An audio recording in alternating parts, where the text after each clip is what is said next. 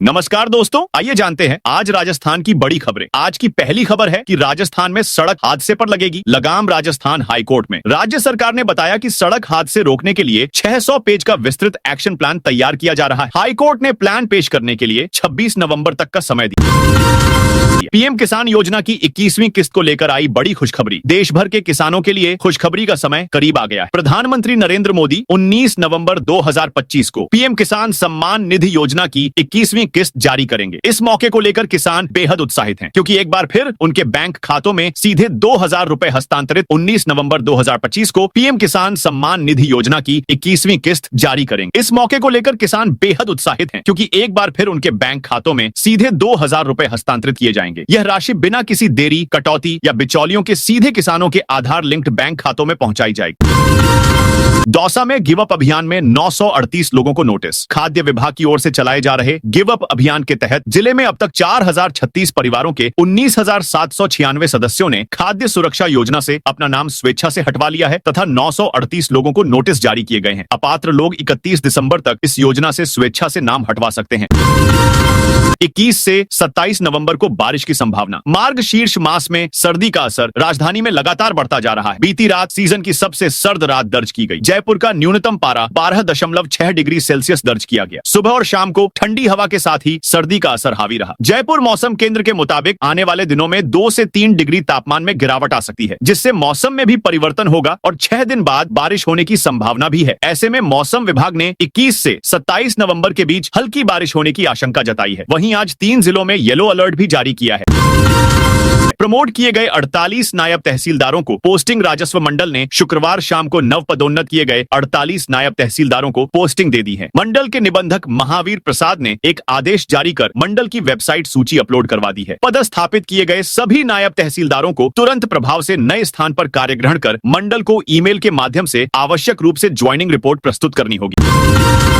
We Srinivas का अगला मुख्य सचिव बनना तय। वी श्रीनिवास का अगला मुख्य सचिव बनना तय हो गया है। केंद्र सरकार ने शुक्रवार शाम को उनकी सेवाएं राज्य सरकार को लौटा दी है। श्रीनिवास वर्तमान में केंद्रीय प्रशासनिक सुधार, लोक शिकायत विभाग और पेंशनर्स कल्याण विभाग के सचिव थे। एक दिन पहले ही राज्य सरकार ने उनके नाम पर मुहर लगाते हुए केंद्र सरकार को प्रस्ताव भेजा। इसके बाद अब केंद्रीय कार्मिक एवं प्रशिक्षण विभाग ने उनको रिलीव करने के आदेश जारी कर दिए। अब राज्य सरकार कभी भी मुख्य सचिव पद पर उनकी नियुक्ति का आदेश जारी कर सकती है।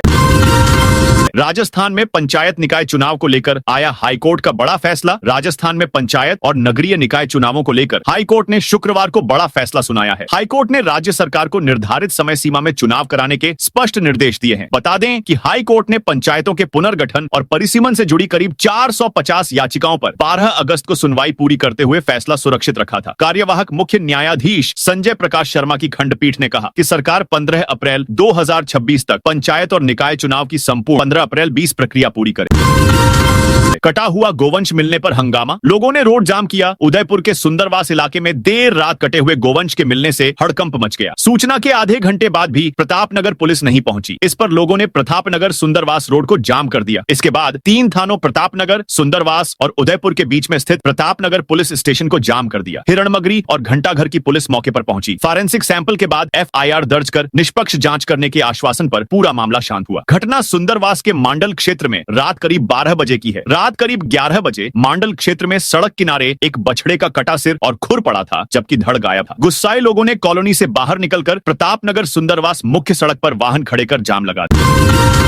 राजस्थान के इस नए जिले के लोगों के लिए खुशखबरी। फलोदी जिला बनने के बाद पर्यटन और विकास के लिहाज से फलोदी रेलवे स्टेशन भी अब आधुनिक स्वरूप लेने लगा है। उत्तर पश्चिम रेलवे के जोधपुर मंडल अंतर्गत आने वाले इस स्टेशन का कायाकल्प कार्य लगभग पूर्णता की ओर है। नए वर्ष की शुरुआत के साथ ही यात्रियों को आधुनिक और उच्च स्तरीय सुविधाओं से युक्त स्टेशन की सौगात मिलने लगेगी। जोधपुर मंडल रेल प्रबंधक अनुराग त्रिपाठी ने बताया कि पुनर्विकास कार्यों के अंतर्गत स्टेशन पर यात्री सुविधाओं में व्यापक सुधार किए गए हैं। जयपुर के लोगों के लिए बड़ी खुशखबरी। मालवीय नगर का प्रमुख अपेक्स सर्कल अब शानदार बन गया है। JDA ने इसे पूरी तरह हटाकर शुक्रवार से सीधी आवाजाही शुरू कर दी है। ट्रैफिक दबाव को कम करने और वाहनों की गति को आसान बनाने के उद्देश्य से इसे अब चौराहे के रूप में विकसित किया जा रहा है। JDA अधिकारियों के मुताबिक अगले 10 दिनों में इस चौराहे को आदर्श मॉडल के रूप में तैयार कर दिया जाएगा। JDA अभियंताओं की माने तो यहाँ मीडियन को आगे बढ़ाने, नई ट्रैफिक लाइट लगाने, फ्री लेफ्ट लेन विकसित करने और आइलैंड तैयार करने का काम तेजी से किया जाए।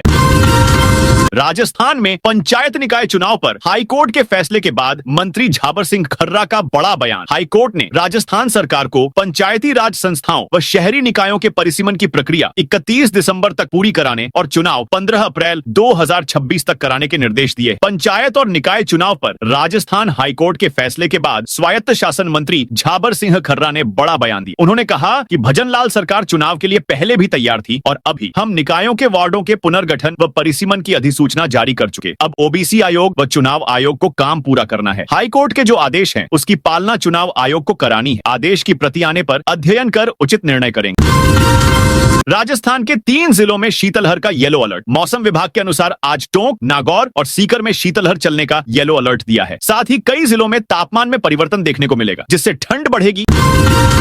वाहनों चालकों को आज से मिली बड़ी राहत। केंद्र सरकार ने नेशनल हाईवे पर चलने वाले वाहनों को शनिवार से राहत दी है। अब बगैर फास्टैग वाले वाहन टोल प्लाजा पर डिजिटल माध्यम से भुगतान करेंगे तो 2 गुना टोल नहीं देना होगा। टोल की जो दरें तय हैं, उससे 25% ही अधिक टोल देकर वाहन आगे जा सकेगा। किसी वाहन को वैध फास्टैग के माध्यम से 100 रुपए का टोल देना है तो नकद में भुगतान करने पर 200 रुपए और यूपीआई के माध्यम से भुगतान करने पर 125 रुपए टोल शुल्क देना होगा। जी हाँ, 15 नवंबर 2025 से लागू हुए नियमों के तहत फास्टैग न होने या उसमें बैलेंस कम होने पर अब 2 गुना टोल शुल्क नहीं लिया जाए। इसके बजाय यदि वाहन चालक यूपीआई या किसी अन्य डिजिटल माध्यम से भुगतान करता है तो उसे केवल 1.25 गुना, 1.25 गुना टोल शुल्क देना होगा।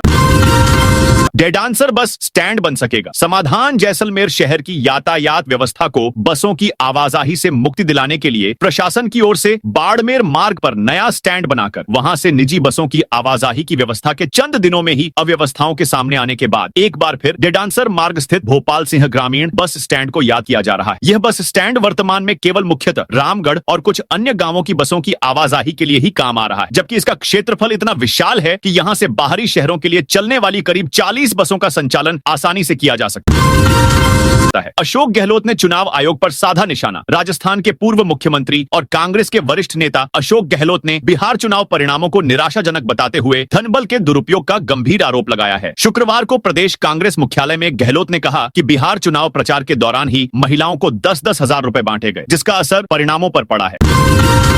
जनजाति गौरव दिवस पर सीएम भजनलाल का तोहफा। जनजाति गौरव दिवस का राज्य स्तरीय समारोह आज शनिवार को डूंगरपुर जिले में आयोजित हो रहा है। प्रदेश के मुख्यमंत्री भजनलाल शर्मा भी कार्यक्रम में हिस्सा लेंगे। मुख्यमंत्री भजनलाल शर्मा दोपहर 12:20 पर विशेष हेलीकॉप्टर से डूंगरपुर के पुलिस लाइन हेलीपैड पहुंचेंगे। हेलीपैड पर भाजपा नेता और कार्यकर्ताओं की ओर से स्वागत किया जाएगा। इसके बाद मुख्यमंत्री कार से श्री भोगीलाल पंड्या राजकीय महाविद्यालय के मैदान में पहुंचेंगे, जहां जनजाति गौरव एवं विकास प्रदर्शनी का उद्घाटन करेंगे। मुख्यमंत्री प्रदर्शनी का अवलोकन करेंगे। 11 साल बाद टूटा संजू सैमसन राजस्थान रॉयल्स का साथ। राजस्थान रॉयल्स ने आगामी आईपीएल सीजन से पहले बड़ा परिवर्तन करते हुए कई अहम ट्रेड की घोषणा की है। रविंद्र जडेजा और सैम कुरेन राजस्थान रॉयल्स में शामिल होंगे। संजू सैमसन चेन्नई सुपर किंग्स का हिस्सा बन गए हैं। यह निर्णय फ्रेंचाइजी के इतिहास के सबसे बड़े सौदों में से एक माना जा रहा है। रविंद्र जडेजा 2008 में रॉयल्स ने ही खोजा था, अब एक विश्व स्तरीय ऑलराउंडर के रूप में दोबारा टीम में लौट आए हैं। जडेजा ने कहा कि राजस्थान रॉयल्स उनके लिए पहला घर है और वापसी उनके लिए बेहद भावुक पल है। बच्चों से शादियों में चोरी करवाने वाला गैंग एक्टिव शादियों का सीजन चल रहा है। ऐसे में शहर में कई जगहों पर मैरिज गार्डन में शादी से संबंधित कार्यक्रम हो रहे हैं। इन्हीं में घुसकर चोरी की वारदातों को अंजाम देने के लिए मध्य प्रदेश से बच्चों को कोटा लाया जा रहा है। 2 ऐसे ही नाबालिग बच्चों को बाल कल्याण समिति ने शेल्टर होम में भिजवाया है, जिनको चोरी के लिए कोटा लाया गया था। इनमें से एक में तो खुद नानी अपने दोहते को चोरी के लिए लेकर आई थी। फिलहाल पुलिस मामले में जांच कर रही है। बाल कल्याण समिति के अध्यक्ष राजेंद्र सिंह राठौड़ ने बताया कि उद्योग नगर और आरकेपुरम इलाके से 2 नाबालिगों को पुलिस 2023 में गिरफ्तार किया था, ने दस्तयाब किया था।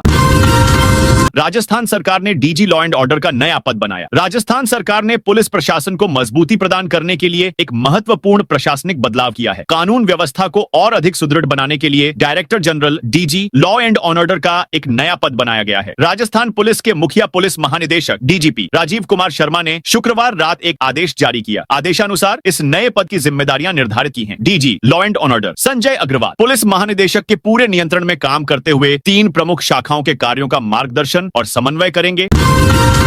बेनीवाल बोले भैया ने 1 वोट के 40,000 तक बांटे। अंता उपचुनाव में कांग्रेस की जीत पर सांसद हनुमान बेनीवाल ने कहा, कांग्रेस की बेईमानी की जीत है। कांग्रेस प्रत्याशी प्रमोद जैन भैया ने 1-1 वोट के 10 से 40,000 बांटे थे। करीब 4 महीने से भैया तैयारी कर रहे। भैया को बचाने वाले भारतीय जनता पार्टी बीजेपी के लोग हैं। बीजेपी 2 गुटों में बंटी हुई थी। हमारे पास सबसे बड़ी पैसे की कमी थी। 15 से 20,000 वोट कांग्रेस पार्टी ने पैसों के दम पर हासिल किए हैं। बेनीवाल ने मुख्य सचिव सुधांश पंत के कार्यकाल पूरा होने से पहले दिल्ली जाने के सवाल पर कहा, मुख्यमंत्री से दुखी होकर चीफ सेक्रेटरी तबादला लेकर दिल्ली चले। इससे अंदाजा लगाया जा सकता है कि अंदर खाने में बगावत चल रही है।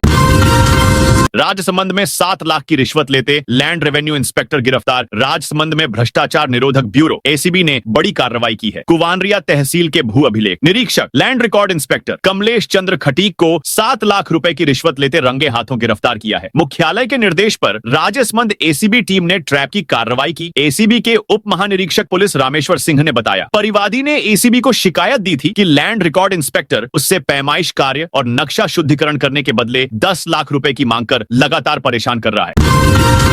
बाड़मेर में युवक की पिटाई करने वाला हिस्ट्री शीटर गिरफ्तार। बाड़मेर शहर के रेन बसेरा ओवरब्रिज पर एक युवक पर जानलेवा हमला कर हाथ पैर तोड़ दिए थे। इस मामले में पुलिस ने 25,000 रुपए के इनामी आरोपी हिस्ट्री शीटर को गिरफ्तार किया है। बीते 13 माह से आरोपी फरारी काट रहा था। अब तक इस मामले में 7 आरोपी 7 गिरफ्तार हो चुके हैं। पुलिस के अनुसार 12 अक्टूबर 2024 को रेन बसेरा ओवरब्रिज पर श्रवण सिंह पुत्र बालू सिंह निवासी लंगेरा के साथ अज्ञात युवकों ने जानलेवा हमला कर मारपीट। इसका एक वीडियो भी सामने आया था। अजमेर में 223 प्लॉट्स की मेगा ई नीलामी 17 से बोली शुरू। अजमेर विकास प्राधिकरण एडीए 20 नवंबर 2025 से 29 जनवरी 2026 तक अपनी विभिन्न आवासीय और व्यावसायिक योजनाओं में कुल 223 भूखंडों की ई नीलामी करने जा रहा है। इसमें 114 आवासीय, 106 व्यावसायिक और 3 आवासीय सह व्यावसायिक भूखंड शामिल हैं।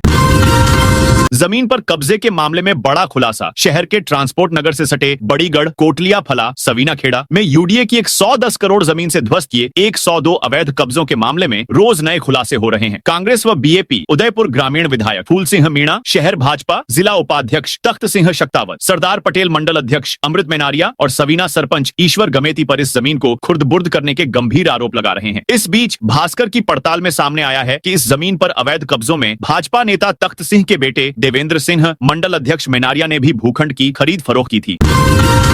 किसान घर बैठे चेक कर सकेंगे फार्मर रजिस्ट्री आईडी। केंद्र सरकार ने एग्रीस्टैक परियोजना के तहत 5 फरवरी 2025 से किसानों की भूमि को आधार व मोबाइल नंबर और खतौनी आदि को लिंक करने राजस्थान में फार्मर रजिस्ट्री की प्रक्रिया शुरू की थी। आने वाले समय में कृषि से संबंधित सभी योजनाओं, समर्थन मूल्य पर फसल बेचने, कृषि यंत्र खरीद, बैंक से केसीसी, फसली आवरण, खाद, बीज के लिए फार्मर आईडी अनिवार्य होने वाली है। वहीं अतिक्रमण, गिरदावरी रिपोर्ट, अन्य योजनाओं में भूमि से संबंधित गलत जानकारी देने सहित कई तरह के फ्रॉड पर भी इससे लगाम लगेगी। यानी फार्मर आईडी से संबंधित व्यक्ति के नाम पर कृषि भूमि का लेखा जोखा सामने होगा, बेनामी संपत्ति भी सामने आएगी। सरकार ने पंचायत स्तर तक जगह जगह कैंप भी लगाए। फार्मर रजिस्ट्री के लिए जल्द ही मोबाइल ऐप शुरू होने वाली है।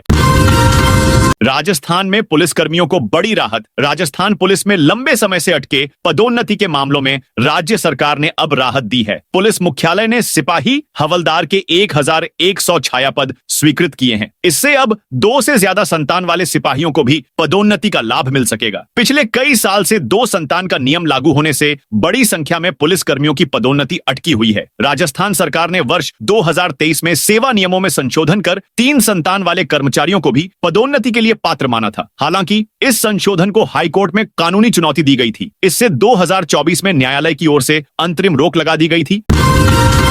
204 करोड़ रुपए ट्रांसफर। सीएम भजन लाल ने 12,000 जनजाति छात्र छात्राओं को स्कूल ड्रेस के लिए व स्टेशनरी एवं अन्य सामग्री के लिए 4 करोड़ 8 लाख रुपए की राशि हस्तांतरित किया। 53,466 कृषि क्षेत्र के लाभार्थियों को 204 करोड़ रुपए ट्रांसफर किए।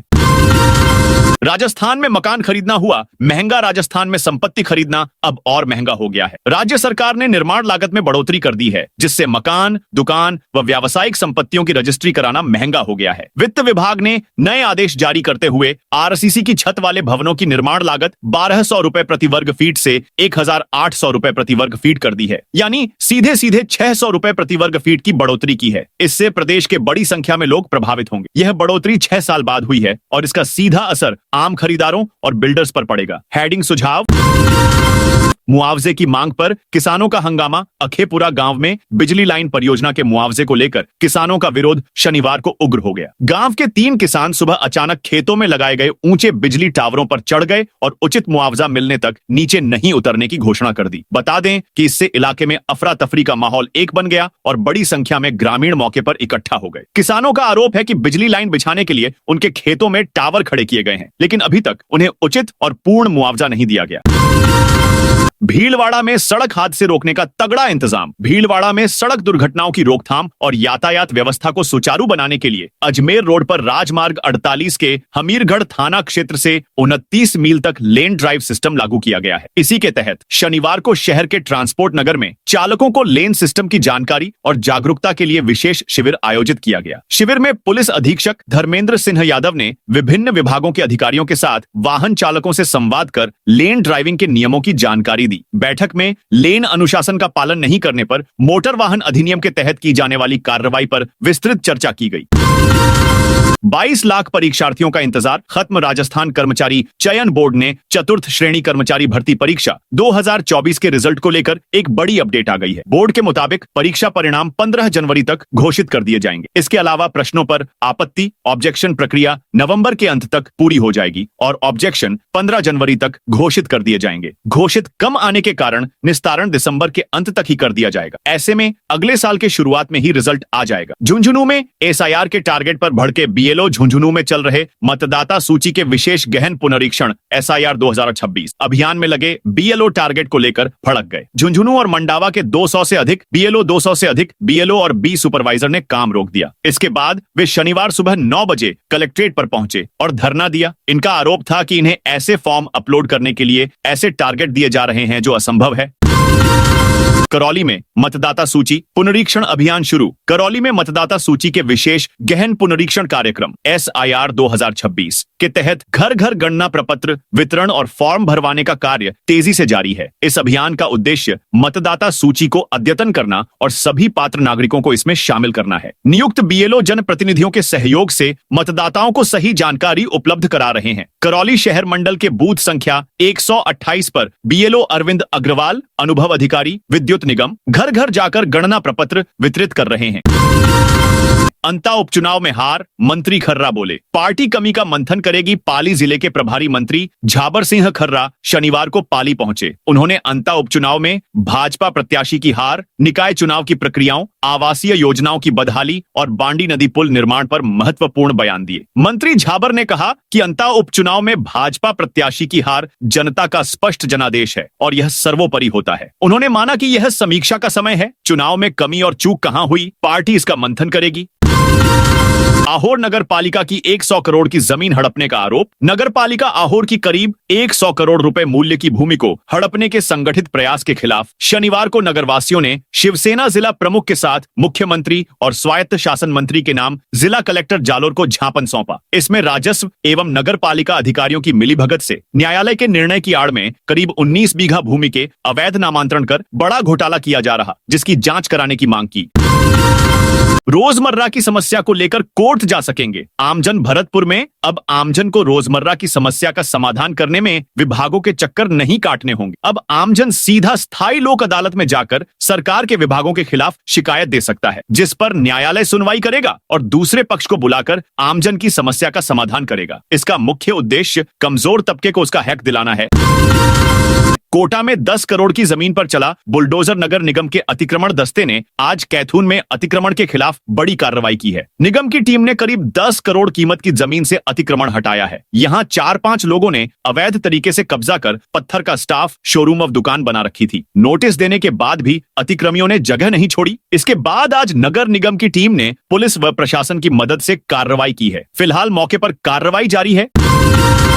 यातायात नियम उल्लंघन पर 190 वाहन ड्राइवरों पर कार्रवाई। लिस अधीक्षक विकास सांगवान के निर्देश पर जिले में यातायात नियमों 190 वाहन ड्राइवरों पर कार्रवाई। लिस अधीक्षक विकास सांगवान के निर्देश पर जिले में यातायात नियमों का उल्लंघन करने वाले 190 वाहन ड्राइवरों के खिलाफ कार्रवाई की गई। यह कार्रवाई 14 नवंबर को जिले भर में विभिन्न पुलिस टीमों द्वारा की गई। राजस्थान सरकार और पुलिस मुख्यालय के निर्देशानुसार सड़क दुर्घटनाओं को कम करने तथा सुरक्षित यातायात व्यवस्था को मजबूत बनाने के उद्देश्य से 4 से 18 नवंबर तक एक विशेष अभियान चलाया जा रहा है। इस अभियान के तहत शराब पीकर वाहन चलाने, गलत दिशा में गाड़ी चलाने और अन्य यातायात उल्लंघनों पर सख्त कार्रवाई की जा रही है।